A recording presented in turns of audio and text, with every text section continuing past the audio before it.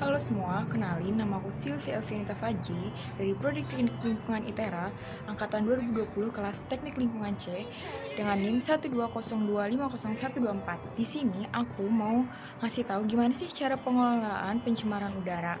Sebelumnya, pencemaran udara itu apa sih dan bagaimana dan apa penyebab dari pencemaran udara tersebut? Jadi, pencemaran udara itu merupakan salah satu kerusakan lingkungan yang disebabkan karena masuknya unsur-unsur berbahaya yang masuk ke dalam atmosfer atau udara. Nah, itu tadi adalah pengertian dari pencemaran udara. Selanjutnya, pencemaran udara itu disebabkan karena apa sih?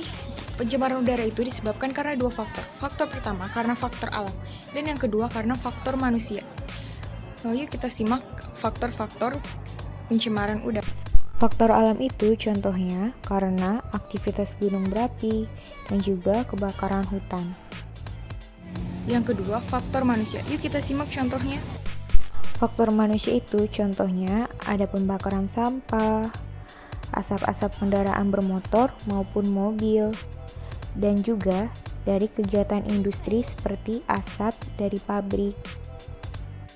Nah, itu tadi adalah faktor-faktor penyebab pencemaran lingkungan udara yang sebenarnya kebanyakan disebabkan oleh manusia loh. Dan selanjutnya yang terakhir, aku mau ngasih tahu gimana sih cara pengelolaan pencemaran udara yang bisa kita lakukan dari diri kita sendiri. Yang pertama, mengurangi penggunaan kendaraan bermotor dengan cara berpergian berjalan kaki ataupun bersepeda.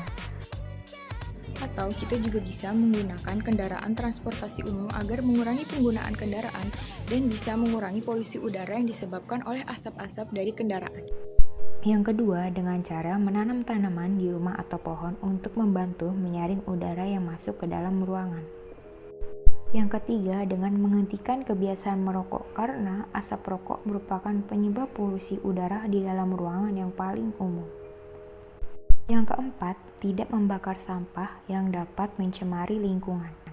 Yang kelima, dengan membatasi penggunaan listrik karena menyebabkan terjadinya pembakaran fosil untuk produksi energi yang menimbulkan polutan. Yang keenam, mengurangi penggunaan bahan kimia di industri pertanian, terutama penggunaan amonia, karena penggunaan amonia yang berlebihan menyebabkan polusi udara dan mengakibatkan penyakit pernapasan jika dihirup. Oleh karena itu, penggunaan amonia harus dibatasi. Nah, itu tadi adalah cara-cara pengelolaan pencemaran udara yang bisa kita lakukan dari diri kita sendiri. Dan kita bisa mempengaruhinya ke orang sekitar. Karena penyebab utama dari pencemaran udara itu sebenarnya adalah manusia. Dan manusia sendiri yang mengalami dampak terburuk dari pencemaran udara tersebut.